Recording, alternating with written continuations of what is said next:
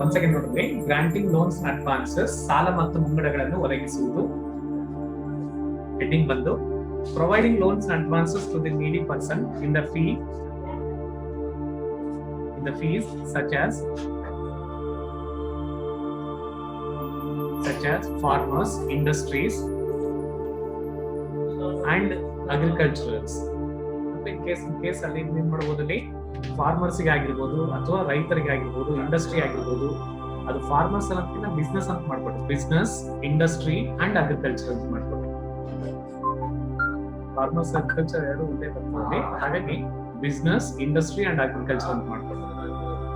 Business, industry and agriculture.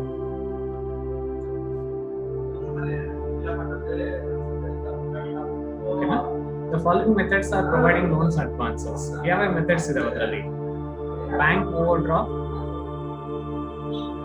Overdraft, next discounting of bills, cash credits, term loans. Bank overdraft ಅಂದ್ರೆ ಮುಂಗಡ ಸಾಲ ಅಥವಾ ಮೀರಿಳಿತ ಸೌಲಭ್ಯ ಅಂತ. ಮೀರಿಳಿತ ಸೌಲಭ್ಯ. ನೆಕ್ಸ್ಟ್ ಬಿಲ್ಲುಗಳ ರಿಯಾಯಿತಿ, ಡಿಸ್ಕೌಂಟಿಂಗ್ ಆಫ್ ಬಿಲ್ಸ್, ಬಿಲ್ಲುಗಳ ರಿಯಾಯಿತಿ. ನೆಕ್ಸ್ಟ್ ಕ್ಯಾಶ್ ಕ್ರೆಡಿಟ್, ನಗದಿನ ಸಾಲ ಅಥವಾ ನಗದು ಸಾಲ ಅಥವಾ ಪತ್ತು.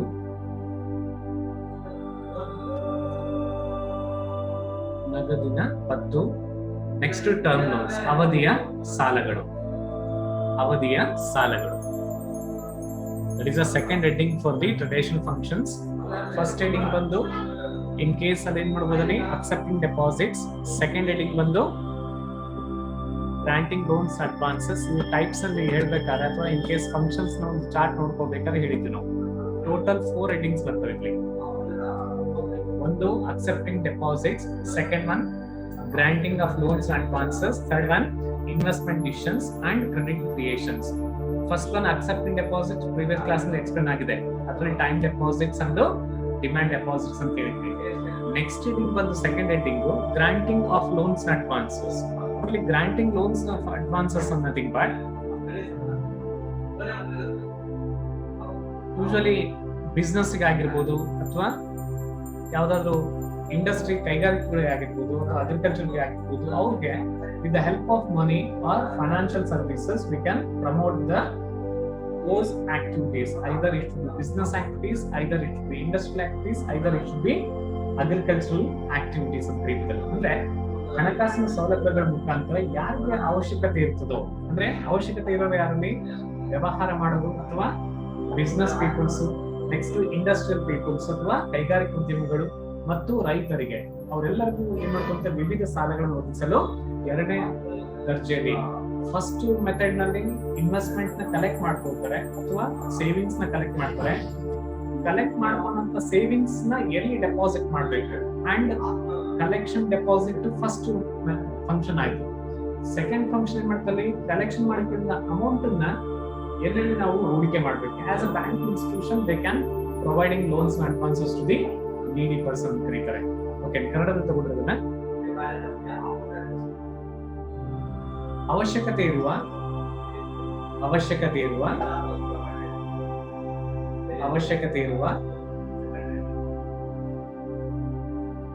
ವ್ಯವಹಾರಸ್ಥರಿಗೆ ಕ್ರಮ, ಕೈಗಾರಿಕಾ ಉದ್ಯಮಿಗಳಿಗೆ ಮತ್ತು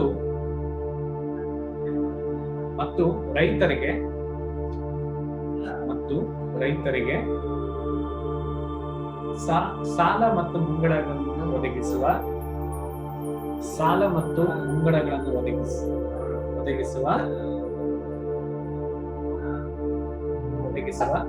ಮಹತ್ವದ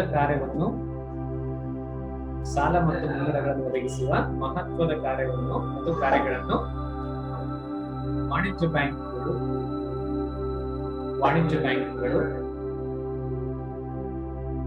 ನೀಡುತ್ತವೆ. ಅದರಲ್ಲಿ first one bank overdraft, bills discounting ಅಥವಾ discounting of bills, cash credits and term loans ಅಂತ ಕರೀತೀವಿ. ಇದು ಕನ್ನಡದಲ್ಲಿ ಆಲ್ರೆಡಿ ಬರ್ಕೊಂಡ್ರಲ್ಲ ಇದನ್ನ 4 ಪಾಯಿಂಟ್ಸ್ ಅಲ್ಲಿ. Next study which mean bank over draft ಅಂತ ಏನಾಗಲ್ಲ. ಒನ್ಸ್ ಅಗೇನ್ ಇದು ಆಲ್ರೆಡಿ ಬ್ಯಾಂಕ್ ಓವರ್ ಡ್ರಾಫ್ಟ್ ನಿಮ್ಮ ಅಕೌಂಟ್ಸ್ ಅಲ್ಲಿ ಬಂದಿರುತ್ತೆ ಆಲ್ರೆಡಿ. ಜಸ್ಟ್ ಇನ್ನೊಂದ್ಸಲ for the in the view of banking institutions ಅಲ್ಲಿ ಬ್ಯಾಂಕ್ ಓವರ್ ಡ್ರಾಫ್ಟ್ ಅಂತ ಏನು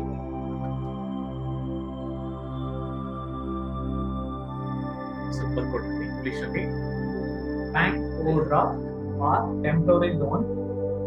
The current bank account holders are eligible for overdraft facilities. The current bank account holders ಅಂತ ಮಾಡ್ಕೊಬೇಕು. The current bank account holders are eligible for overdraft facilities. Overdraft facilities. ಚಾಲ್ತಿ ಖಾತೆ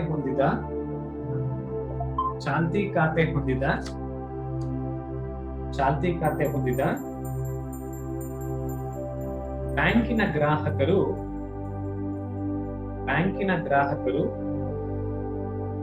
ಸಾಲಗಳನ್ನು ಪಡೆಯಲು ಅರ್ಹರಾಗಿರುತ್ತಾರೆ. ಅಂದರೆ it means customer can withdraw more than the credit balance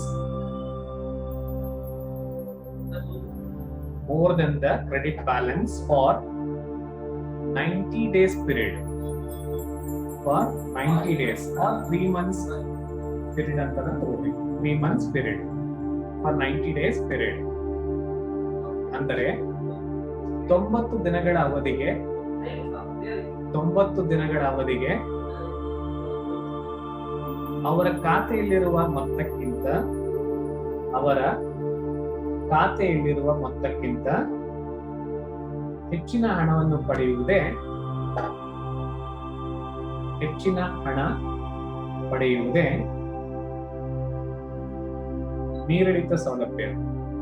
ಮೀರಿಳಿತ ಸೌಲಭ್ಯ ಅಥವಾ ಬ್ಯಾಂಕಿನ ಮುಂಗಡ ಹಣ ಎನ್ನುತ್ತೇವೆ.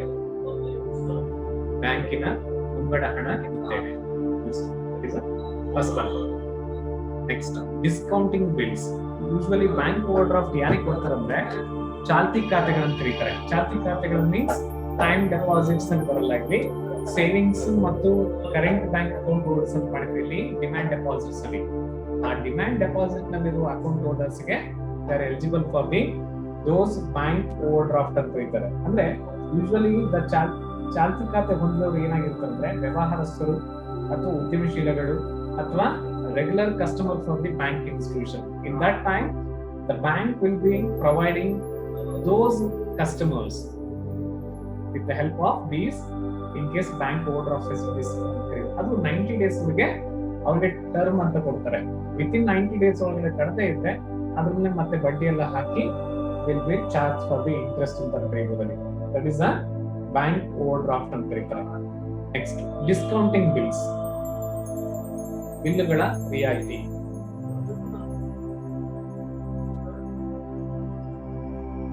Discounting bills.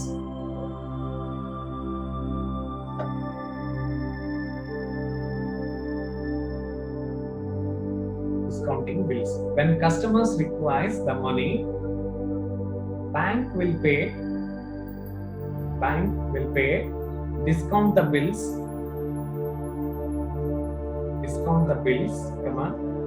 pays the amount to customers, pays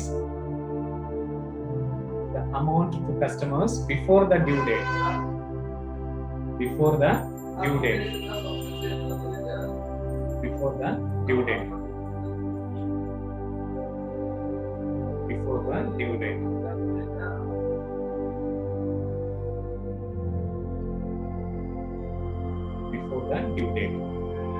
Next, banker will collect the amount from the concerned parties when the bills are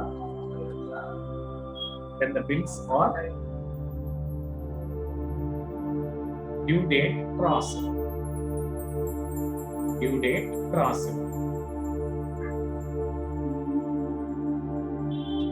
ಕನ್ನಡದಲ್ಲಿ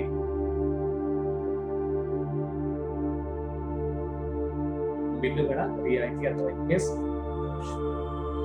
ರಸೀದಿಗಳ ರಿಯಾಯಿತಿ ಅಂತ ಕರೀತಾರೆ. ಬಿಲ್ಲುಗಳ ರಿಯಾಯಿತಿ ಅಥವಾ ರಸೀದಿಗಳ ರಿಯಾಯಿತಿ. ಗ್ರಾಹಕರಿಗೆ ಹಣದ ಅವಶ್ಯಕತೆ ಇದ್ದಾಗ, ಗ್ರಾಹಕರಿಗೆ ಹಣದ ಅವಶ್ಯಕತೆ ಇದ್ದಾಗ, ಹಣದ ಅವಶ್ಯಕತೆ ಇದ್ದಾಗ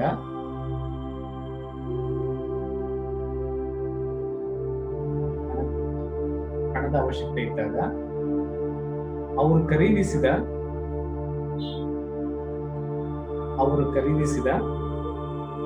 ಬಿಲ್ಲುಗಳನ್ನು ಪಾವತಿಸಿ,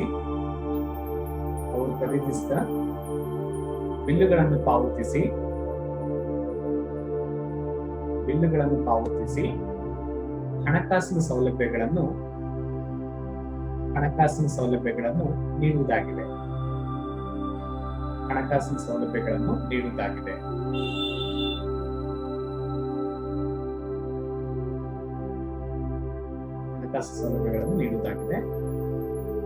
ಇಷ್ಟ. ಅದೇ ರೀತಿ ಬ್ಯಾಂಕರ್ಗಳು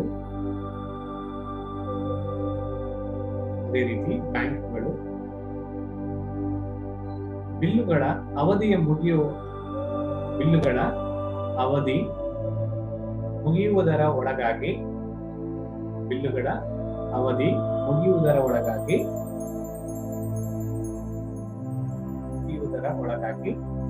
ಸಂಬಂಧಪಟ್ಟ ಕಕ್ಷಿದಾರರಿಂದ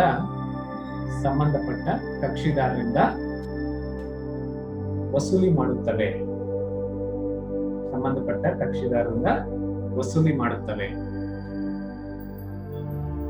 ಡಿಸ್ಕೌಂಟಿಂಗ್ ಬಿಲ್ಸ್ ಅಂತ ಕರೀತಾರೆ. Usually the bills are generated by the customers ಅಂತ ಕರೀತಾರೆ. ಕಸ್ಟಮರ್ಸ್ ಏನ್ ಮಾಡ್ತಾರೆ ಅಂದ್ರೆ ಅವ್ನಿಗೆ ಬೇಕಾದ ಒಂದು ಮಷಿನರೀಸ್ ಆಗಿರ್ಬೋದು, ರಾ ಮೆಟೀರಿಯಲ್ಸ್ ಪೇಮೆಂಟ್ ಆಗಿರ್ಬೋದು, ಅಥವಾ ಯಾವುದೋ ಒಂದು ಕರೆಂಟ್ ಬಿಲ್ ಆಗಿರ್ಬೋದು, ಅವೆಲ್ಲ ಪಾವತಿ ಮಾಡ್ಕೊಳ್ಳೋಕೆ ಅವನಿಗೆ ಅಮೌಂಟ್ ಬೇಕಾಗಿರ್ತದೆ. ಆ ಅಮೌಂಟ್ ಅನ್ನ ಇಮಿಡಿಯೇಟ್ ಆಗಿ ಬ್ಯಾಂಕ್ ಇನ್ಸ್ಟಿಟ್ಯೂಷನ್ಸ್ ಪ್ರೊವೈಡ್ ಮಾಡ್ತಾರೆ. ಆ ಬ್ಯಾಂಕ್ ಇನ್ಸ್ಟಿಟ್ಯೂಷನ್ ಪ್ರೊವೈಡ್ ಮಾಡಿದ ತಕ್ಷಣ ಅವ್ರಿಗೆ ಒಂದು ಡ್ಯೂ ಡೇಟ್ ಅಂತ ಕೊಡ್ತಾರೆ. Within date I can pay, return your money or return your advances ಅಂತ. ಇದು ಅಡ್ವಾನ್ಸ್ ಮನಿ ಆಗಿರುತ್ತೆ ಇದು. ಓಕೆ, ಹಾಗಾಗಿ ನಿಮ್ಮ ಒಂದು ಮುಂಗಡ ಹಣವನ್ನ ಮುಂದೊಂದು ದಿನ ಕೊಡುತ್ತೇನೆ ಅಂತ ಏನ್ ಮಾಡ್ಕೊಂತಾನೆ ಬ್ಯಾಂಕರ್ಗೆ, ಯಾರು ವ್ಯವಹಾರಸ್ಥರಾಗಿರ್ಬೋದು ಅಥವಾ ಕೈಗಾರಿಕೋದ್ಯಮಿಗಳಾಗಿರ್ಬೋದು ಅಥವಾ ರೈತರಾಗಿರ್ಬೋದು, ಅವ್ರು ಏನ್ ಮಾಡ್ತಾರಂದ್ರೆ ಒಂದು ಭರವಸೆ ಕೊಡ್ತಾರೆ. ಆ ಬಿಲ್ಲುಗಳನ್ನ ಇಟ್ಕೊಂಡು ನಮ್ಗೆ ಸಾಲ ಕೊಡ್ರಿ, ಈ ಬಿಲ್ಲುಗಳು ಈ ತರ ಜನರೇಟ್ ಆಗಿದೆ, ಯಾವ್ದೋ ಒಂದು ಟ್ಯಾಕ್ಟರ್ ಕೊಡಬೇಕಾಗಿತ್ತು, ಆ ಟ್ಯಾಕ್ಟರ್ ಬಿಲ್ ಎಲ್ಲ ತಗೊಂಡೋಗಿ ಅಥವಾ ಆ ಟ್ಯಾಕ್ಟರ್ ಸಂಬಂಧಪಟ್ಟ ಡಾಕ್ಯುಮೆಂಟ್ಸ್ ವಿತ್ ಬಿಲ್ ಎಲ್ಲ ಕೊಟ್ರೆ ಆ ಬಿಲ್ಲುಗಳನ್ನ ಫಸ್ಟ್ ಬ್ಯಾಂಕ್ ಪಾವತಿ ಮಾಡ್ತಾರೆ.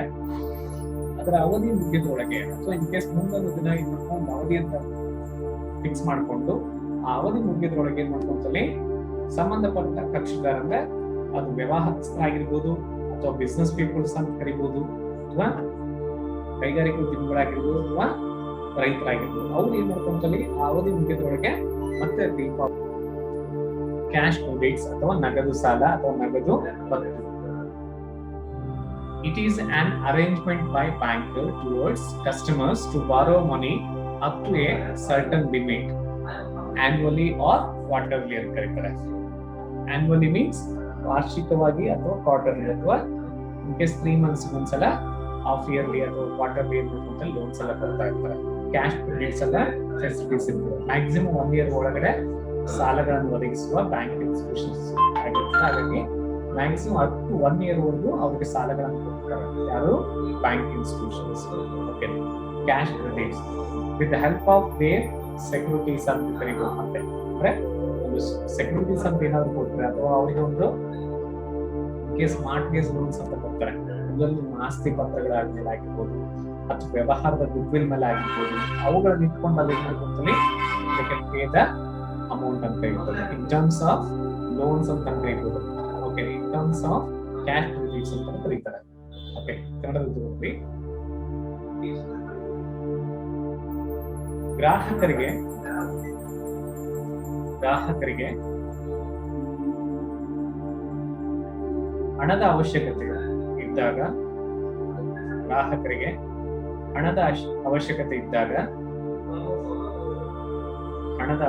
ಇದ್ದಾಗ ಬ್ಯಾಂಕರ್ಗಳು ಅರ್ಧವಾರ್ಷಿಕ ಮತ್ತು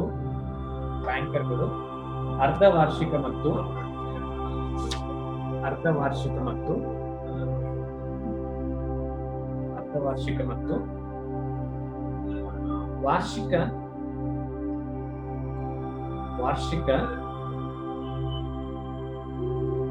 ಅವಧಿಯಲ್ಲಿ ವಾರ್ಷಿಕ ರೂಪದಲ್ಲಿ ಹಣಕಾಸನ್ನು ಒದಗಿಸುತ್ತವೆ.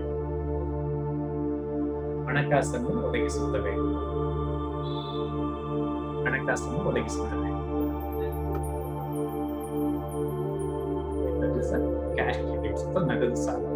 ನೆಕ್ಸ್ಟ್ ಟರ್ಮ್ ಲೋನ್ಸ್, ಅವಧಿಯ ಸಾಲ.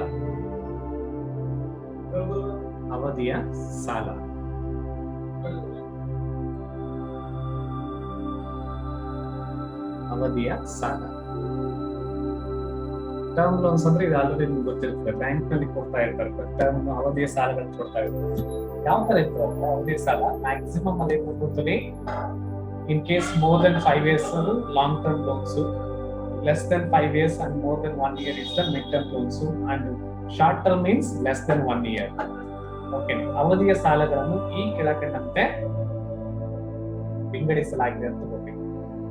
ಅವಧಿಯ ಸಾಲಗಳನ್ನು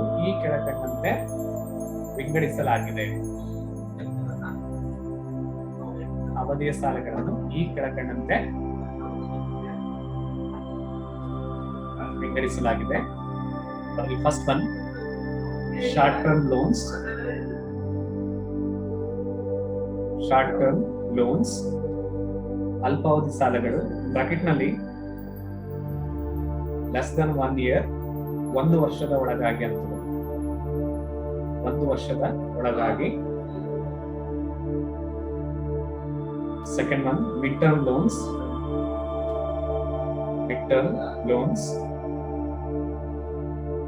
ಮಧ್ಯಮಾವಧಿ ಸಾಲಗಳು,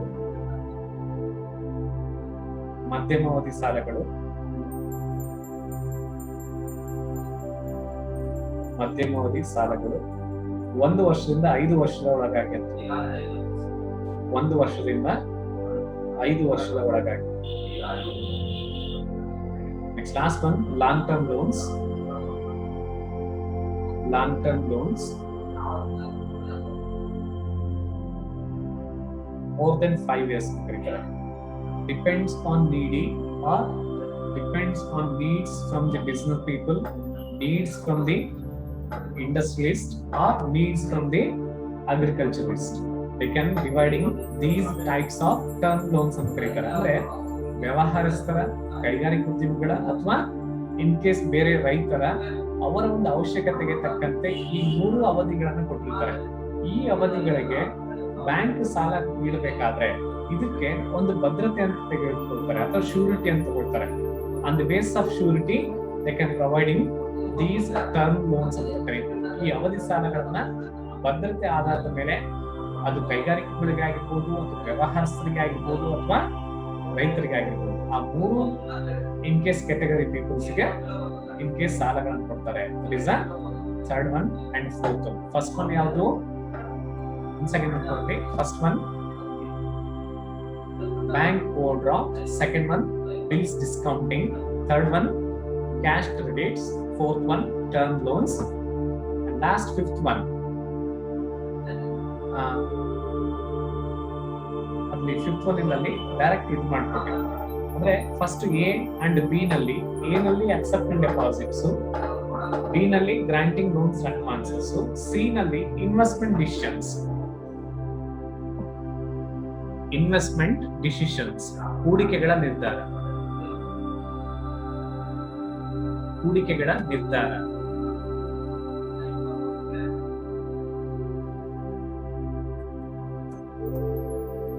ನಾಲ್ಕನೇ ಪಾಯಿಂಟ್ ಸರ್ ಇದು? ನಾಲ್ಕನೇದಲ್ಲಮ್ಮ, ಅಂದ್ರೆ ನೀವು ಚಾರ್ಟ್ ನೋಡ್ಕೊಡು ಒಂದ್ಸಲ. ಹಳೆ ಚಾರ್ಟ್ ಇದೆನಾ ಅಲ್ಲಿ? ಚಾರ್ಟ್ ಇದೆ ನೋಡಿ.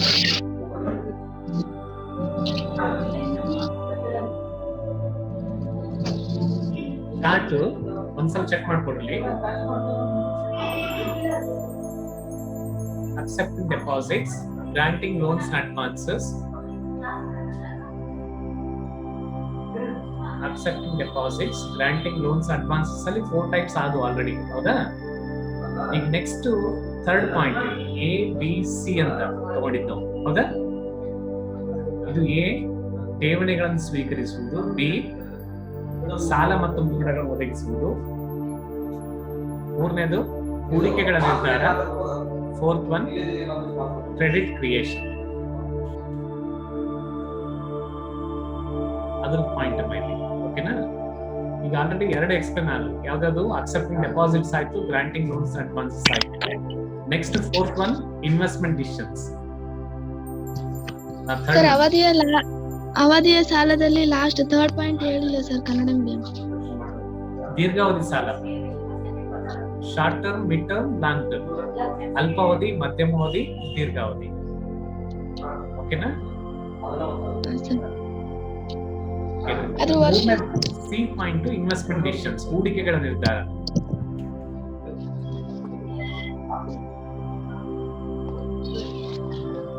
ಹೂಡಿಕೆಗಳ ನಿರ್ಧಾರ ಮತ್ತು ಕ್ರೆಡಿಟ್ ಕ್ರಿಯೇಷನ್, ಈ ಎರಡು. ಓಕೆನಾ? ಇದನ್ನ ಹೇಳ್ಬೇಕು.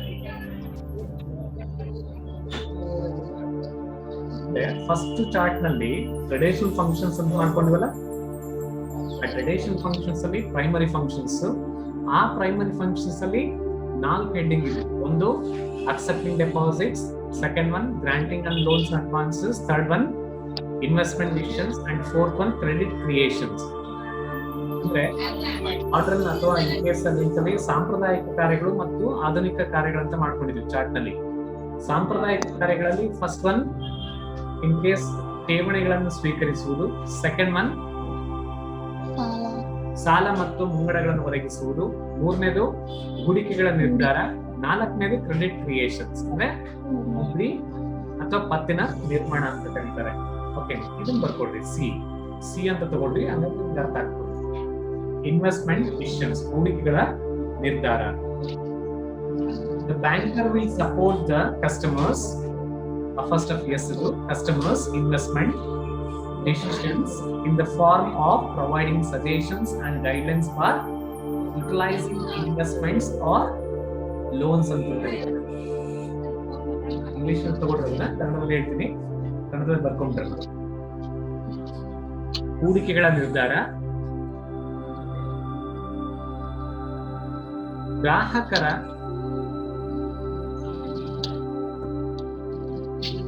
ಗ್ರಾಹಕರ ಹೂಡಿಕೆಗಳು ಮತ್ತು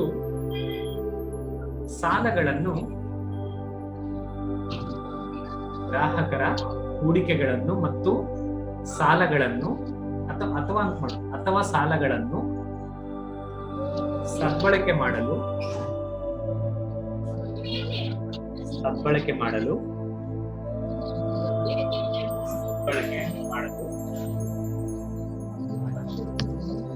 ಬ್ಯಾಂಕರ್ಗಳು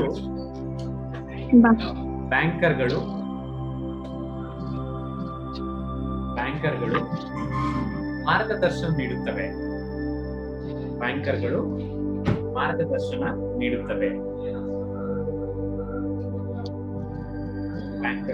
ಮಾರ್ಗದರ್ಶನ ನೀಡುತ್ತವೆ. ಇದನ್ನು ಹೂಡಿಕೆಗಳ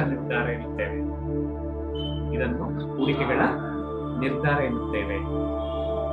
ಯೂಶುವಲಿ ಹೂಡಿಕೆ ನಮ್ಮ ಹತ್ರ ದುಡ್ಡಿದೆ ಸರ್, ಯಾವ ಡೆಪಾಸಿಟ್ ಮಾಡಬೇಕು, ಫಿಕ್ಸ್ಡ್ ಡೆಪಾಸಿಟ್ ಮಾಡಬೇಕಾ ಅಥವಾ ಟರ್ಮ್ ಡೆಪಾಸಿಟ್ಸ್ ಏನಾದ್ರು ಮಾಡ್ಕೊಳ್ಬೇಕಾ, ಆತರ ಎಲ್ಲಾ ಡೆಪಾಸಿಟ್ ಗಳ ಬಗ್ಗೆ, ನೆಕ್ಸ್ಟ್ ಅದಕ್ಕೆ ಬರುವ ಬಡ್ಡಿ ದರಗಳ ಬಗ್ಗೆ ಕಂಪ್ಲೀಟ್ ಇನ್ಫಾರ್ಮೇಶನ್ಸ್ ಕೊಡುವಂತ ಒಂದು ಬ್ಯಾಂಕ್ ಇನ್ಸ್ಟಿಟ್ಯೂಷನ್. ಅಂದ್ರೆ ಬರೀ ಬ್ಯಾಂಕ್ ಏನ್ ಮಾಡ್ತಾರಲ್ಲಿ ಬರೀ ಅಕೌಂಟ್ಗಳು ಅಷ್ಟೇ ಮಾಡಿಸಲ್ಲ, ಅಥವಾ ಬ್ಯಾಂಕ್ ನಲ್ಲಿ ಬರೀ ಸಾಲ ಅಷ್ಟೇ ಕೊಡಲ್ಲ, ಅದ್ರ ಜೊತೆಗೆ ಆ ಸಾಲಗಳನ್ನು ಯಾವ ತರ ಸದ್ಬಳಕೆ ಮಾಡ್ಬೇಕು. ಹೋಮ್ ಕನ್ಸ್ಟ್ರಕ್ಷನ್ ಲೋನ್ ಅಂತ ಕೊಡ್ತಾರೆ, ಇದು ನಿಮ್ಗೆ ಗೊತ್ತಿರ್ಬೋದು. ಆ ಕನ್ಸ್ಟ್ರಕ್ಷನ್ ಲೋನ್ ಕೊಡ್ಬೇಕಾದ್ರೆ ಸ್ಟೆಪ್ ಬೈ ಸ್ಟೆಪ್ ಕೊಡ್ತಾರೆ. ಅಟ್ ಎ ಟೈಮ್ ಒಮ್ಮೆಲೆ ಲಂಸಮ್ ಅಮೌಂಟ್ ಕೊಡಲ್ಲ, ಅಂದ್ರೆ ಸ್ಟೇಜ್ ನಲ್ಲಿ ಇರ್ತದೆ. ಅಂದ್ರೆ ಕನ್ಸ್ಟ್ರಕ್ಷನ್ ಬೇಸ್ ಮೇಲೆ ನೋಡ್ಕೊಂಡು ದೇ ಕ್ಯಾನ್ ಪ್ರೊವೈಡಿಂಗ್ ಲೋನ್ಸ್. ಇಲ್ಲಾಂದ್ರೆ ಅಟ್ ಎ ಟೈಮ್ ಏನಾದ್ರು ನಾವು ಅಮೌಂಟ್ ಏನಾದ್ರು ಇಸ್ಕೊಂಡ್ಬಿಟ್ರೆ ಅಪ್ ಟು ನೀವು ಹೋಮ್ ಕನ್ಸ್ಟ್ರಕ್ಷನ್ 0 days ಇಂದ, ಅಂದ್ರೆ ಇವತ್ತು first day home construction start ಮಾಡಿದ್ರೆ ಅಲ್ಲಿಂದ ಬಡ್ಡಿ ಬೀಳ್ತದೆ. ಬೇಡ ನನಗೆ ಇವಾಗ ಎಷ್ಟು ಬೇಕು ಅಂದ್ರೆ ಫಸ್ಟ್ ಡೇ ನಮ್ಗೆ ಎಷ್ಟು ಬೇಕು ಅಥವಾ ನೆಕ್ಸ್ಟ್ ಮಂತ್ ಎಷ್ಟು ಬೇಕು ಅಮೌಂಟ್ ಅನ್ನು ಈ ತರ ಸ್ಟೆಪ್ ಬೈ ಸ್ಟೆಪ್ ರಿಲೀಸ್ ಮಾಡ್ಕೊಳ್ರಿ. Amount total amount at time release ಮಾಡಿಸ್ಕೊಟ್ರೆ ನಿಮಗೆ ಬಡ್ಡಿ ಜಾಸ್ತಿ ಆಗ್ತದೆ ಅಂತೇಳಿ ಆ ತರ ಒಂದು ಇನ್ವೆಸ್ಟ್ಮೆಂಟ್ ಡಿಸಿಷನ್ಸ್ ಅಂತ ಹೂಡಿಕೆಗಳ ನಿರ್ಧಾರದ ಬಗ್ಗೆ ಹೇಳ್ತಾರೆ. ಲೋನ್ ತೆಗೆದುಕೊಂಡಾಗ ಯಾವ ತರ ತೆಗೆದುಕೊಂಡು ಹೋಗ್ಬೇಕು, ಅಥವಾ ಅಮೌಂಟ್ ನಿಮ್ ಕಡೆ ಜಾಸ್ತಿ ಇರ್ತಂದ್ರೆ ಎಲ್ಲಿ ಹೂಡಿಕೆ ಮಾಡ್ಬೇಕು, ಯಾವ ತರ ಫಿಕ್ಸ್ಡ್ ಡೆಪಾಸಿಟ್ ಆಕ್ಟಿವಿಟೀಸ್ ಎಲ್ಲ ನಡೀತಾ ಇದೆ, ಬಾಂಡ್ಸ್ ಯಾವ ತರ ಖರೀದಿ ಮಾಡ್ಬೋದು. ಈಗ ಇತ್ತೀಚಿನ ಬ್ಯಾಂಕ್ ಗಳಲ್ಲಿ ಸ್ಟಾಕ್ ಎಕ್ಸ್ಚೇಂಜ್ ಬಂದಿದೆ, ಗೊತ್ತಿರ್ಬೋದು. ಸ್ಟಾಕ್ ಎಕ್ಸ್ಚೇಂಜ್ ಅಲ್ಲಿ ಸಹ ಹೂಡಿಕೆ ಮಾಡಬಹುದು with help of bank institution. ಬ್ಯಾಂಕ್ಗಳ ಸಹಾಯದಿಂದ ಶೇರ್ ಮಾರ್ಕೆಟ್ ಇರುವ ಷೇರುಗಳನ್ನ ಖರೀದಿ ಮಾಡಬಹುದು. ಆ ತರ ಒಂದು ಸಲಹೆ ನೀಡುವ ಒಂದು ಇನ್ವೆಸ್ಟ್ಮೆಂಟ್ ಡಿಸಿಷನ್ಸ್ ಅಂತ ಹೇಳ್ತೀವಿ. ನೆಕ್ಸ್ಟ್ ಕ್ರೆಡಿಟ್ ಕ್ರಿಯೇಷನ್ಸ್, ಹತ್ತಿನ ನಿರ್ಮಾಣ. At the time of providing loans and advances, the banker requires credit creation details from existing bank account or from customers' existing bank account, which supports to get loans and advances from any banks. Okay, ಹತ್ತಿನ ನಿರ್ಮಾಣ ಅಂದ್ರೆ ಈಗಾಗಲೇ ಖಾತೆಯನ್ನು ಹೊಂದಿರುವ ಬ್ಯಾಂಕ್ಗಳಿಂದ ಈಗಾಗಲೇ ಖಾತೆಗಳನ್ನು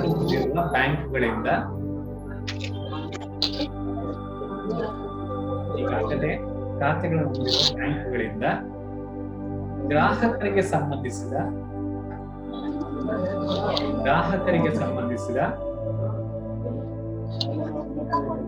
ಆರ್ಥಿಕತೆಯ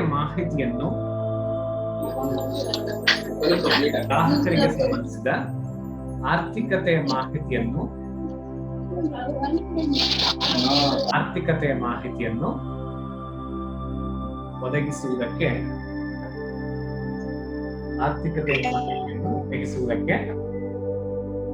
ಪತ್ತಿನ ನಿರ್ಮಾಣ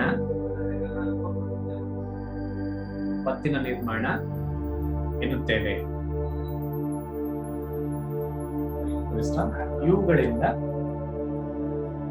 ಇವುಗಳಿಂದ ಸಾಲ ಮತ್ತು ಮುಂಗಡಗಳನ್ನು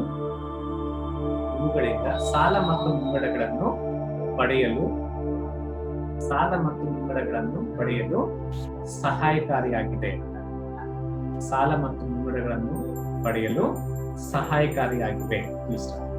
ಅಂದ್ರೆ ಒಂದು 4-5 ಬ್ಯಾಂಕ್ ಅಕೌಂಟ್ ಇದೆ ಅನ್ಕೊಳ್ರಿ. ನೀವು ಯಾವ್ದೋ ಒಂದು ಹೊಸ ಬ್ಯಾಂಕ್ ನಲ್ಲಿ ಸಾಲ ತೆಗೆದುಕೊಳ್ಳಕ್ ಹೋದ್ರಿ, ಕೋಆಪರೇಟಿವ್ ಬ್ಯಾಂಕ್ ನಲ್ಲಿ ಅಥವಾ ನಿಮ್ಮೂರಲ್ಲಿ ಯಾವ್ದೋ ಒಂದು ಗ್ರಾಮೀಣ ಬ್ಯಾಂಕ್ ನಲ್ಲಿ ಸಾಲ ತೆಗೆದುಕೊಂಡು ಹೋಗ್ಬೇಕಾದ್ರೆ ಆ ಸಾಲಗಳನ್ನು ತೆಗೆದುಕೊಂಡು ಮುಂಚೆ ನಾವೇನ್ ಮಾಡ್ತಾರೆ ಅಂದ್ರೆ ಬ್ಯಾಂಕ್ ಗಳಿಂದ ನೋ ಡ್ಯೂ ಸರ್ಟಿಫಿಕೇಟ್ ಅಂತ ಕೇಳ್ತಾರೆ. ಅಂದ್ರೆ ಇತರೆ ಬ್ಯಾಂಕ್ ಗಳಲ್ಲಿ ಎಲ್ಲೆಲ್ಲಿ ನಿಮ್ಗೆ ಅಕೌಂಟ್ಸ್ ಇದಾವೆ ಆ ಅಕೌಂಟ್ಸ್ ಗಳಲ್ಲಿ ಎಲ್ಲೂ ನಿಮ್ಗೆ ಸಾಲ ಇಲ್ಲ ಅಥವಾ ಎಲ್ಲೂ ನಿಮ್ಗೆ ಸಾಲ ತಗೊಂಡಿಲ್ಲ ಅನ್ನೋ ಒಂದು ಮಾಹಿತಿಯನ್ನು ಕೊಡ್ಬೇಕಾಗ್ತದೆ. ಆ ಮಾಹಿತಿ ಆಧಾರದ ಮೇಲೆ ನಿಮಗೆ ಸಾಲ ಮತ್ತು ಮುಂಗಡಗಳನ್ನ ಒದಗಿಸ್ತಾರೆ. ಆ ತರ ಒಂದು ಏನ್ ಮಾಡ್ಕೊಳ್ತೀವಿ, ರೂಲ್ಸ್ ಅಂಡ್ ರೆಗ್ಯುಲೇಷನ್ಸ್ ಇರ್ತದೆ. ಅದು ಕ್ರೆಡಿಟ್ ಕ್ರಿಯೇಷನ್ ಅಥವಾ ಪತ್ತಿನ ನಿರ್ಮಾಣ ಅಂತ ಕರೀತಾರೆ.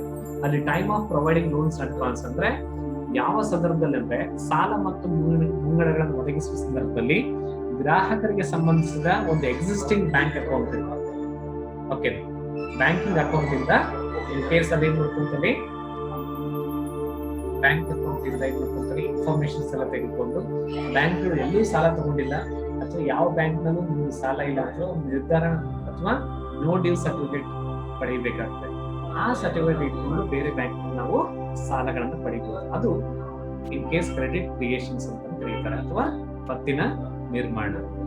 ನೆಕ್ಸ್ಟ್ ಕ್ಲಾಸ್ ಸೆಕೆಂಡರಿ ಫಂಕ್ಷನ್ ಅಥವಾ ದ್ವಿತೀಯ ಕಾರ್ಯಗಳು ನೋಡೋಣ. ಇದು ಫಸ್ಟ್ ಕಾರ್ಯ ಯಾವುದು, primary functions. Primary functions as classified into 4 types. One is accepting deposits, second one is granting loans and advances, third one investment decisions, and fourth one credit creations.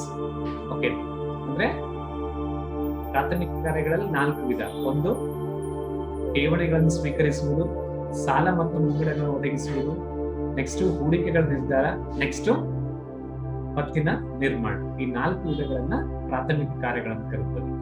Next class second ಅಥವಾ ದ್ವಿತೀಯ ಕಾರ್ಯಗಳನ್ನು ನೋಡೋಣ. ಓಕೆನಾ? ಇದು ಮತ್ತೇನ doubts ಇದೆನಾ? No sir. Functions in the traditional functions ಅಲ್ಲಿ 2 types ಬರ್ತಾವ ಅಂತ ಹೇಳಿದ್ವಿ. Primary functions and secondary functions. Sir voice ಕೇಳ್ತಿಲ್ಲ, ಸ್ವಲ್ಪ ಜೋರ್ ಹೇಳಿ. ವಾಯ್ಸ್ ಕೇಳಿಸ್ತಾ ಇಲ್ಲಮ್ಮ, ಈಗ ನೋಡ್ಕೊಡ್ರಿ.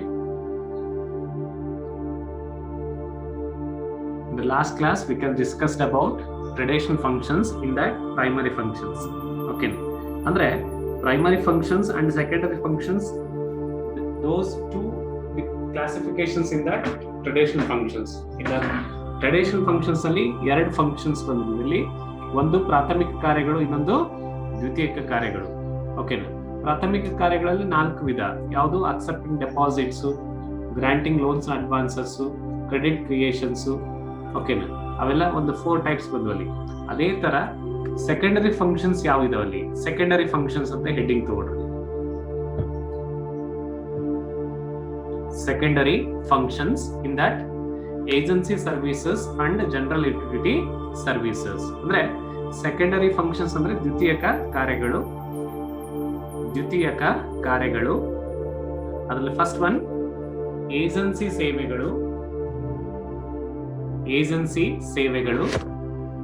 ಇನ್ನೊಂದು ಜನರಲ್ ಯುಟಿಲಿಟಿ ಸರ್ವಿಸಸ್ ಅಂದ್ರೆ ಸಾಮಾನ್ಯ ಉಪಯುಕ್ತತೆಯ ಸೇವೆಗಳು. ಸಾಮಾನ್ಯ ಉಪಯುಕ್ತತೆಯ ಸೇವೆಗಳು.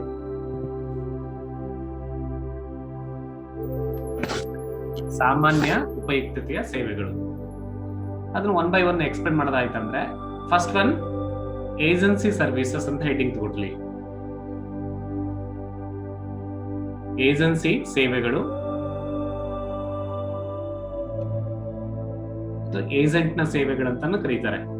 ಏಜೆನ್ಸಿ ನಥಿಂಗ್ ಬಟ್ ಅಲ್ಲಿ ಏನ್ ನೋಡ್ಕೊಂತಲ್ಲಿ at the time of customers agents ಆಗಿ ಅಥವಾ customers on behalf of the customers they can pay all the expenditure ಅಥವಾ ಬಿಲ್ಸ್ ಆಗಿರ್ಬೋದು, ಅಥವಾ upcoming KEB bills or LIP premiums or telephone bills or any other relating to customers bills ಅಂತ ಕರೀತಾರೆ. ಅಂದ್ರೆ customers ಸಂಬಂಧಪಟ್ಟಂತೆ ಯಾವ್ದಾದ್ರು ಕೆಲಸಗಳನ್ನು ಮಾಡ್ತಾ ಇದ್ರೆ on the behalf of the customers instructions, ಅಂದ್ರೆ ಕಸ್ಟಮರ್ಸ್ ಒಂದು ಇನ್ಸ್ಟ್ರಕ್ಷನ್ಸ್ ಕೊಟ್ರೆ ಮಾತ್ರ ಬಿಲ್ಗಳನ್ನು ಪಾವತಿ ಮಾಡ್ತಾರೆ. ಅಂದ್ರೆ ಅವ್ರ ಅಕೌಂಟ್ ನಲ್ಲಿ ಇರೋ ಅಮೌಂಟ್ ನ ಅವರೇ ಮಂತ್ಲಿ ಡೆಪಾಸಿಟ್ ಮಾಡ್ಕೊಂಡು ಅಥವಾ ಪೇಮೆಂಟ್ ಮಾಡ್ಕೊಂಡು ಹೋಗ್ತಿರ್ತಾರೆ. ಅದನ್ನ ಏಜೆನ್ಸಿ ಸರ್ವಿಸಸ್ ಅಂತ ಅಲ್ಲಿದೆ ನೋಡ್ರಿ. On behalf of the customers banker will be pay all types of the payments with the help of the customer's account. The following are the agency services. ಅಂದ್ರೆ on behalf of the customers ಅಂದ್ರೆ ಏನರ್ಥಲ್ಲಿ ಗ್ರಾಹಕರ ಪರವಾಗಿ ಬರ್ಕೊಡ್ಲಿ. ಗ್ರಾಹಕರ ಪರವಾಗಿ ಬ್ಯಾಂಕರ್ಗಳು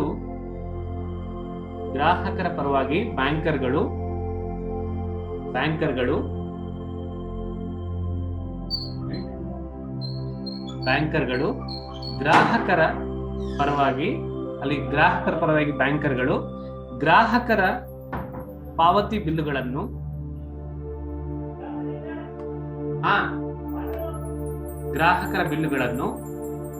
estimates ಅನ್ನ ಬರ್ಕೊಳ್ತಾ ಇರ್ತಾರೆ. LIP and KEB bills. LIP ಮತ್ತು KEB ಬಿಲ್ಲುಗಳ ಪಾವತಿ ಕನ್ನಡದಲ್ಲಿ ಬರ್ಕೊಡ್ಲಿ. LIP nothing but life insurance premium ಅಲ್ಲಿ LIP ಮತ್ತು KEB ಬಿಲ್ಲುಗಳ ಪಾವತಿ. ನೆಕ್ಸ್ಟ್ ಎಕ್ಸಿಕ್ಯೂಟರ್ಸ್ ಟ್ರಸ್ಟ್, ಧರ್ಮದರ್ಶಿ ಕಾರ್ಯಗಳು. ನೆಕ್ಸ್ಟ್ ಮೂರನೇದು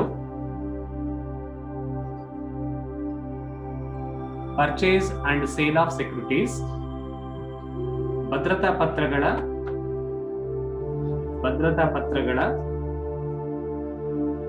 ಖರೀದಿ ಮತ್ತು ಮಾರಾಟ.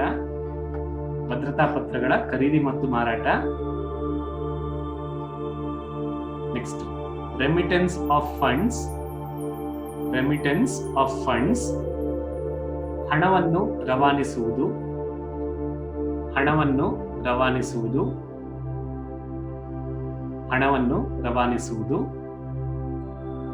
And last collection of dividends and interest. ಲಾಭಾಂಶ ಮತ್ತು ಬಡ್ಡಿ ದರಗಳನ್ನು ಸಂಗ್ರಹಿಸುವುದು. ಲಾಭಾಂಶ ಮತ್ತು ಬಡ್ಡಿ ದರಗಳನ್ನು ಅಂದ್ರೆ ಈ ಎಲ್ಲಾ ಕಾರ್ಯಗಳನ್ನ ಗ್ರಾಹಕರ ಪರವಾಗಿ, ಅಂದ್ರೆ ಗ್ರಾಹಕರ ಒಂದು ಪರ್ಮಿಷನ್ ತಗೊಂಡು ಅಲ್ಲಿ ಏನ್ ಮಾಡ್ಕೊಂತಲ್ಲಿ ಬ್ಯಾಂಕರ್ ಏನ್ ಮಾಡ್ತಾರೆ, ಕೆಲಸಗಳನ್ನ ಮಾಡ್ತಾರೆ. ಓಕೆ, ಬ್ಯಾಂಕರ್ ಇನ್ಸ್ಟ್ರಕ್ಷನ್ಸ್ ಕೊಡ್ತಾನೆ, ನನ್ನ ಅಕೌಂಟ್ ಇಂದ ಕರೆಂಟ್ ಬಿಲ್ ಪೇಮೆಂಟ್ ಮಾಡ್ರಿ, ಅಥವಾ ಲೈಫ್ ಇನ್ಸೂರೆನ್ಸ್ ಪ್ರೀಮಿಯಂ ಡಿಡಕ್ಟ್ ಮಾಡ್ರಿ, ಓಕೆನಾ, ಅಥವಾ ಆ ಅಮೌಂಟ್ ಅನ್ನು ಟ್ರಾನ್ಸ್ಫರ್ ಮಾಡ್ರಿ ಅಂತ ಒಂದು ಇನ್ಸ್ಟ್ರಕ್ಷನ್ಸ್ ಕೊಟ್ರೆ ಮಾತ್ರ they will be all the agency service done on behalf of the customers opinion ಅಥವಾ ಕಸ್ಟಮರ್ಸ್ ಆರ್ಡರ್ಸ್ ಅಂತ ಕರೀತೀವಿ. ಅದ್ರಲ್ಲಿ ಫಸ್ಟ್ ಒನ್ ನೋಡ್ಕೊಳ್ಳಿ, payment of LIP and KEB bills, ಅಂದ್ರೆ LIP ಮತ್ತು KEB ಬಿಲ್ಗಳ ಪಾವತಿ. As per the standing instructions of the customer, banker makes payments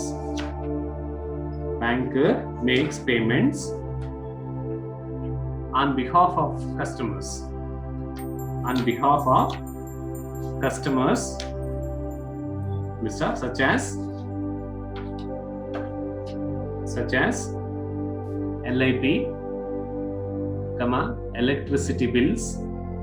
LIP, electricity bills, paper bills, rent, tax, etc. Bills. As per the standing instructions of the customer, banker makes payments on behalf of the customer such as LIP, electricity bills, paper bills, rent and tax, etc. That is the payment of LIP and KEB bills, etc. ಇಲ್ಲಿ agency ಕಾರ್ಯಗಳಂದ್ರೆ ಅದರಲ್ಲಿ first one ಯಾವುದು, ಜೀವ ವಿಮಾ ಅಥವಾ LIP ಮತ್ತು KEB ಬಿಲ್ಗಳ ಪಾವತಿ ಮಾಡುವುದು. ಅಲ್ಲಿ ಕೆಳಗಡೆ ಮೀನಿಂಗ್ ತೋಡ್ಲಿ, ಗ್ರಾಹಕನ ನಿರ್ದಿಷ್ಟ ಆದೇಶದ ಮೇರೆಗೆ ಗ್ರಾಹಕನ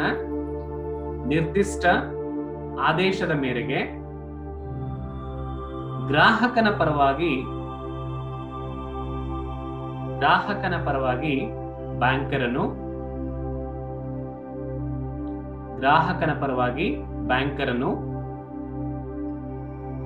ಬ್ಯಾಂಕರನು ಗ್ರಾಹಕರಿಗೆ ಸಂಬಂಧಿಸಿದ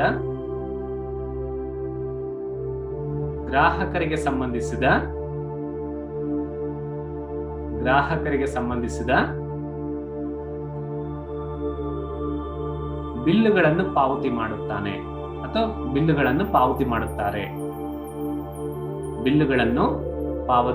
ಮಾಡುತ್ತಾರೆ. ಉದಾಹರಣೆಗೆ LIP ಜೀವ ವಿಮಾ ಕಂತು ಅಂತ ಕರೀತಾರೆ, ಲೈಫ್ ಇನ್ಸೂರೆನ್ಸ್ ಪ್ರೀಮಿಯಂ, ಜೀವ ವಿಮಾ ಕಂತು, LIP ಜೀವ ವಿಮಾ ಕಂತು. ನೆಕ್ಸ್ಟ್ ಎರಡನೇದು KEB ಬಿಲ್ಗಳು, KEB means electricity bills, ವಿದ್ಯುತ್ ಶಕ್ತಿ ಬಿಲ್ಗಳು, ಪೇಪರ್ ಬಿಲ್ಗಳು, ನ್ಯೂಸ್ ಪೇಪರ್ಸ್ ಆಗಿರ್ಬೋದು ಅಥವಾ ಮ್ಯಾಗಝಿನ್ಸ್ ಆಗಿರ್ಬೋದು, ಪೇಪರ್ ಬಿಲ್ಸ್,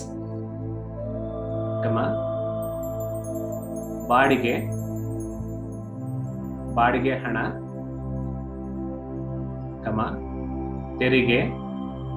ತೆರಿಗೆ ಮುಂತಾದವುಗಳು. It is the first one. ಯಾವುದು? Payment of LIP and KEB bills. Second one, executor trustee.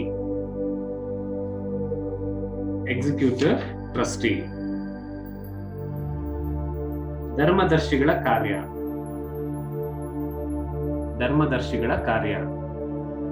ಒಂದ್ಸಲ ನೋಡ್ಲಿ, banker can act as a trustee or executor or administrator of customers accounts. ಅಂದ್ರೆ ಕೆಲವೊಬ್ಬ customers ಏನಾಗಿರುತ್ತಂದ್ರೆ ಅವ್ರ amount ನ ಎಲ್ಲಿ ಡೆಪಾಸಿಟ್ ಮಾಡಬೇಕು, ಎಲ್ಲಿ ನಮ್ಗೆ ಇಂಟ್ರೆಸ್ಟ್ ಜಾಸ್ತಿ ಬರ್ತದೆ, ಅಥವಾ ಯಾವ ತರ ಒಂದು ನಮಗೆ ಬಡ್ಡಿ ದರಗಳು ಸಿಗ್ತಾವಂತ ಇನ್ಫಾರ್ಮೇಶನ್ಸ್ ಇರಲ್ಲ. ಅಂತ ಇನ್ಫಾರ್ಮೇಶನ್ಸ್ ಇರದ ಕಸ್ಟಮರ್ಸ್ಗೆ ಅಲ್ಲಿಂದಲೇ ಮಾಹಿತಿಗಳನ್ನು ಕೊಟ್ಟು ಅವರ ಅಕೌಂಟ್ಸ್ ಗಳನ್ನ ಮೇಂಟೈನ್ ಮಾಡ್ತಾರೆ.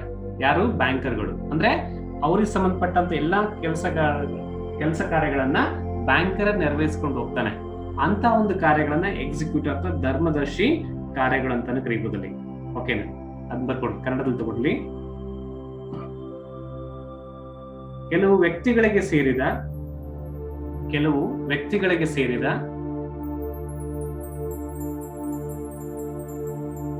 ಬ್ಯಾಂಕ್ ಖಾತೆಗಳನ್ನು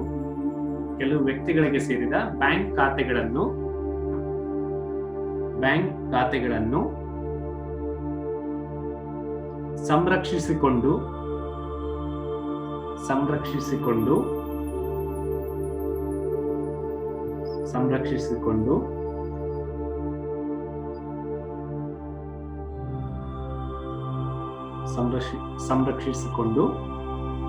ಗ್ರಾಹಕರಿಗೆ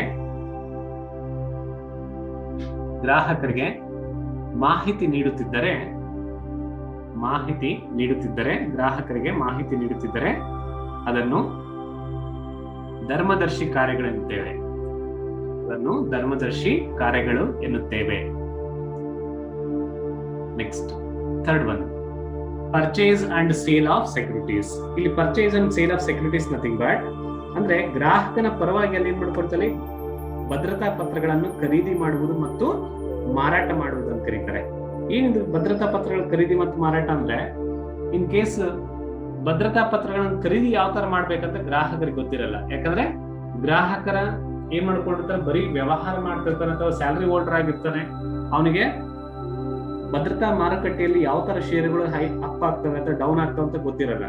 ಅಂತ ಒಂದು ಸಂದರ್ಭದಲ್ಲಿ ಬ್ಯಾಂಕರ್ ಏನ್ ಮಾಡ್ಕೊಂತಾರೆ, with the help of mutual funds, with the help of term insurance ಅಥವಾ ಟರ್ಮ್ ಡೆಪಾಸಿಟ್ಸ್ ಗಳ ಮೂಲಕ they can purchase the stock exchange securities and sell the stock exchange securities on behalf of the customers ಅಂತ ಕರೀಬಹುದಲ್ಲಿ. through brokers ಗಳ ಮೂಲಕ they can purchase sales and securities ಅಂತ ಕರೀಬಹುದಲ್ಲಿ. ಬರ್ಕೊಡ್ರಿ ಕನ್ನಡದಲ್ಲಿ ಭದ್ರತಾ ಪತ್ರಗಳ ಖರೀದಿ ಮತ್ತು ಮಾರಾಟ. ಗ್ರಾಹಕನ ಪರವಾಗಿ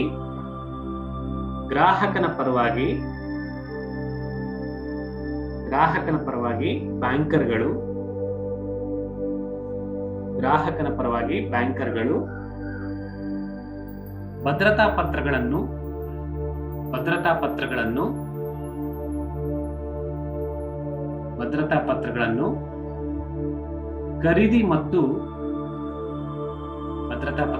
ಖರೀದಿ ಮತ್ತು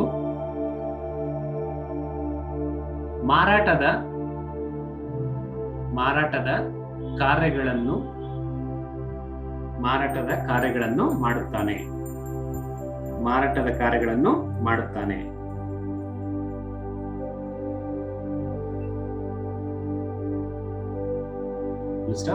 ಈ ಮಾರಾಟಗಳನ್ನು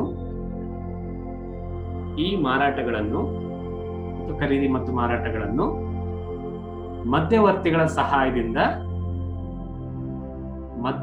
ಸಹಾಯದಿಂದ ನೆರವೇರಿಸುತ್ತಾರೆ.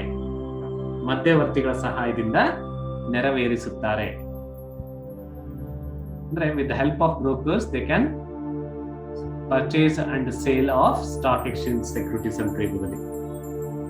Next last one, fourth one, remittance spelling mistake ಆಗಿ ನೋಡ್ಲಿ, REMITTA ಅಂತ ಮಾಡ್ಕೊಡು, TTANCE, remittance or transfer of funds.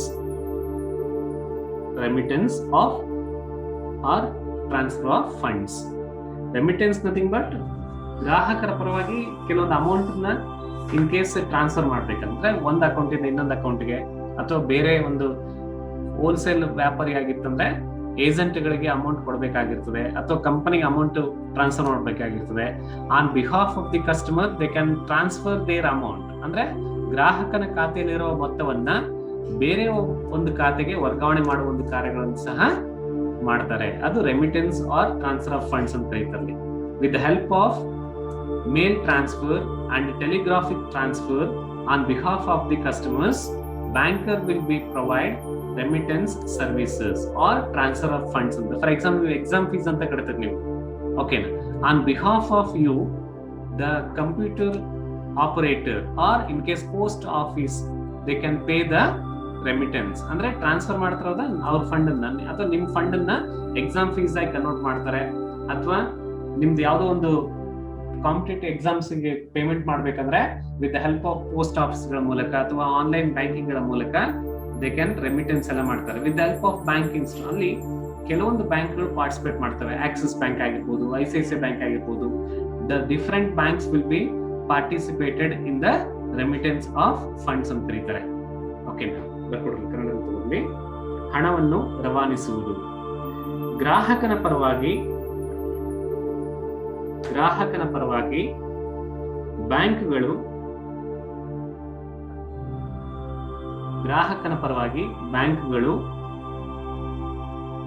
ಒಂದು ಖಾತೆಯಿಂದ ಇನ್ನೊಂದು ಖಾತೆಗೆ ಒಂದು ಖಾತೆಯಿಂದ ಇನ್ನೊಂದು ಖಾತೆಗೆ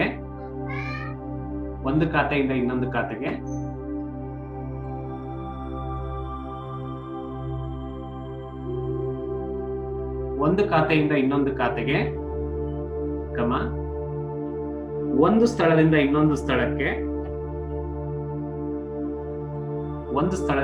ಸ್ಥಳಕ್ಕೆ ಅಥವಾ ಒಂದು ದೇಶದಿಂದ ಇನ್ನೊಂದು ದೇಶಕ್ಕೆ ಹಣವನ್ನು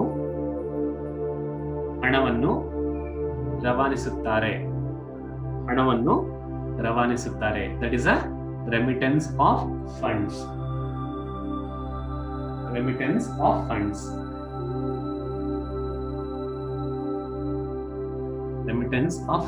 That is the fourth one. Next, fifth one.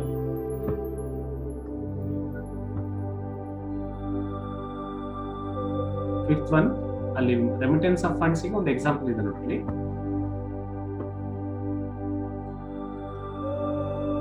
Transfer of funds from national or international payments ಅಂತ ಕರೀತಾರೆ. ಅಂದ್ರೆ ನ್ಯಾಷನಲ್ ಅಂಡ್ ಇಂಟರ್ನ್ಯಾಷನಲ್ ಪೇಮೆಂಟ್ಸ್ ಎಲ್ಲ ಗೊತ್ತಿರ್ಬೋದು ನಿಮಗೆ. ಬೇರೆ ಬೇರೆ ದೇಶಕ್ಕೆ ಏನ್ ಮಾಡ್ಕೊಂತಲ್ಲಿ ಇಲ್ಲಿಂದಲೇ ಅಮೌಂಟ್ ಎಲ್ಲ ಡಾಲರ್ ರೂಪದಲ್ಲಿ ಕನ್ವರ್ಟ್ ಮಾಡಿ ಕಳಿಸ್ತಿರ್ತಾರೆ, ಅಥವಾ ಬೇರೆ ಬೇರೆ ದೇಶಗಳಿಗೆ ಅವರವರ ಕರೆನ್ಸಿಗಳ ಮೇಲೆ ನಮ್ಮ ಅಮೌಂಟ್ ಅನ್ನ ಇನ್ ಕೇಸ್ ಎಕ್ಸ್ಚೇಂಜ್ ಗಳ ಮೂಲಕ ಮಾಡಿ ಕಳಿಸ್ತಾ ಇರ್ತಾರೆ with help of bank institutions. Next last one, collection of dividends and interest. ಲಾಭಾಂಶ ಮತ್ತು ಬಡ್ಡಿ ದರಗಳನ್ನು ಸ್ವೀಕರಿಸುವುದು. Collection of dividends and interest.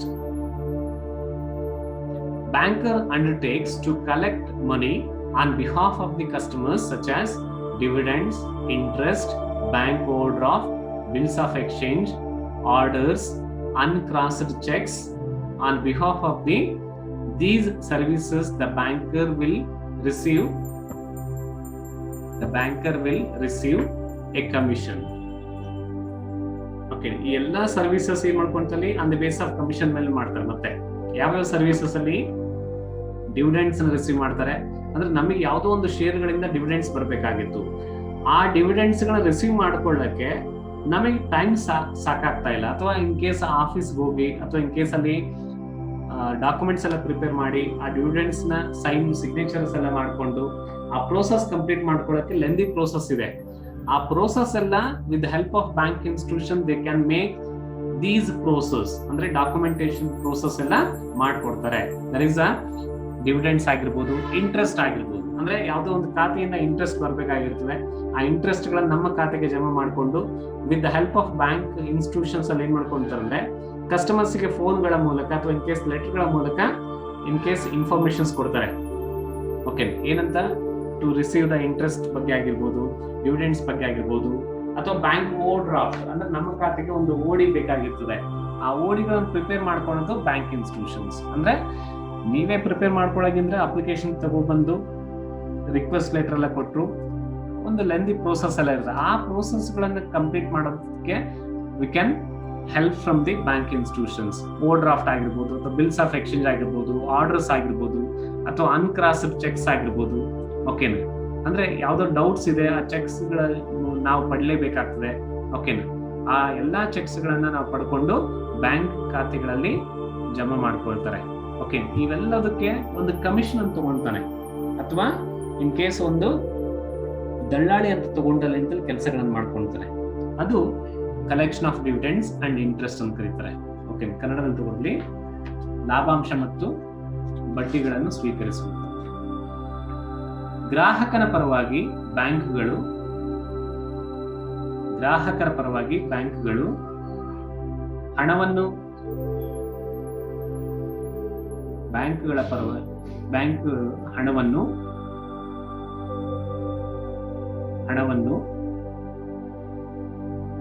ಸ್ವೀಕರಿಸುವ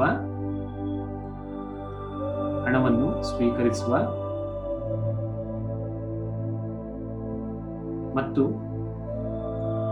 ಲಾಭಾಂಶ ಮತ್ತು ಬಡ್ಡಿಗಳನ್ನು ಗ್ರಾಹಕರ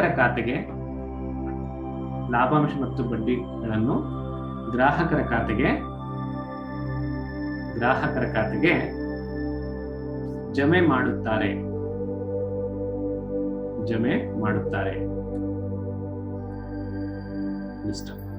ಈ ಕಾರ್ಯಗಳನ್ನು ನಿರ್ವಹಿಸಲು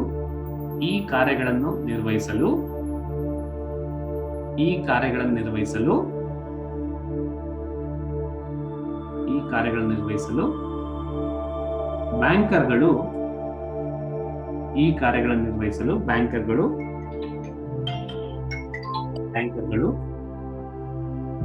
these are the collection of dividends and interest. ಅಂದ್ರೆ ಇದು ಏಜೆನ್ಸಿ ಕಾರ್ಯಗಳು.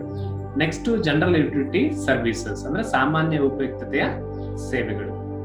ಇಲ್ಲಿ ಸಾಮಾನ್ಯ ಉಪಯುಕ್ತ ಸೇವೆಗಳಂದ್ರೆ ಕಾಮನ್ ಆಗಿ ಬ್ಯಾಂಕ್ ಇನ್ಸ್ಟಿಟ್ಯೂಷನ್ಸ್ ಅಲ್ಲಿ ಈ ಸೇವೆಗಳನ್ನ ಕೊಡ್ತಾ ಇರ್ತಾರೆ. ಅಂದ್ರೆ with the help of bank accounts ಜೊತೆಗೆ ಜನರಲ್ ಯುಟಿಲಿಟಿ ಸರ್ವಿಸಸ್ ಕೊಡ್ತಾರೆ. ಯಾವ ತರ ಇಲ್ಲಿ safe custody of valuables, issuing of LOC, CTC and TC. LOC means letter of credit, CTC means credit travelers checks ಅಂತ ಕರೀತಾರೆ. ನೆಕ್ಸ್ಟ್ travelers checks ಅಂತ ಕರೀತಾರೆ. Next TC. Next providing credit informations, undertaking works ಎಲ್ಲ ಇರ್ತವೆ. These are the 4 types of general utility services. First one ತಗೊಳ್ಳಿ, safe custody of valuables. Safe custody of valuables. ಈ safe custody of ವ್ಯಾಲ್ಯೂಯೇಬಲ್ಸ್ ಅಂದ್ರೆ ವ್ಯಾಲ್ಯೂಯೇಬಲ್ಸ್ ಅಂತ but ಇಲ್ಲಿ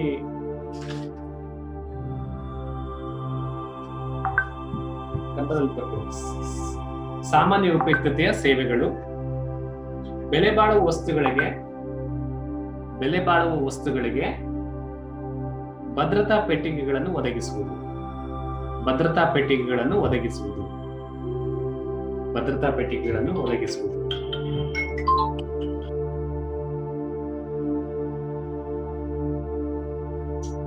general utility services ಸಾಮಾನ್ಯ ಉಪಯುಕ್ತ ಸೇವೆಗಳು. ಅದರಲ್ಲಿ ಫಸ್ಟ್ ಒನ್, ಬೆಲೆ ಬಾಳುವ ವಸ್ತುಗಳಿಗೆ ಭದ್ರತಾ ಪೆಟ್ಟಿಗೆಗಳನ್ನು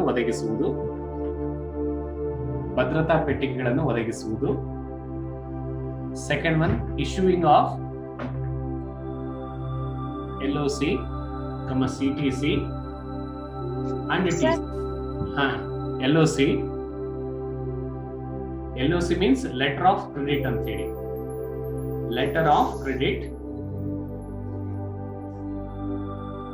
ಸರ್ ಅದು ಫಸ್ಟ್ ಪಾಯಿಂಟ್ ಅಲ್ಲಿ ಸರ್ ಸೇಫ್ ಕಸ್ಟಡಿ ಆಫ್ ವ್ಯಾಲ್ಯೂಯೇಬಲ್ಸ್ ಅಲ್ಲಿ ಅದು ಸೆಂಟೆನ್ಸ್ ಎಕ್ಸ್ಪ್ಲನೇಷನ್ ಇದೆಲ್ಲ ಸರ್, ಅದು strongly Boost rooms sir. One second. Usually the safe custody rooms ಇದು ರೂಮ್ ಅದ್ರ ಕೆಳಗೆದ್ದು sir are occupied strongly built, ಅದು strongly built built rooms, constructed rooms ಅಂತಾರೆ. Okay sir. built rooms. Customers can deposit his jewelry, ornaments ಅದು policy documents, share certificates and other documents. ಎರಡನೇದು, ಪತ್ತಿನ ಯೋಗ್ಯತಾ ಪತ್ರ,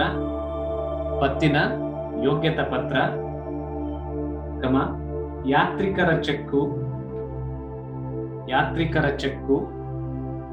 traveller cheques ಅಂತ ಕರೀತಾರೆ. ಮತ್ತು ಯಾತ್ರಿಕರ ಚೆಕ್ಕು ಮತ್ತು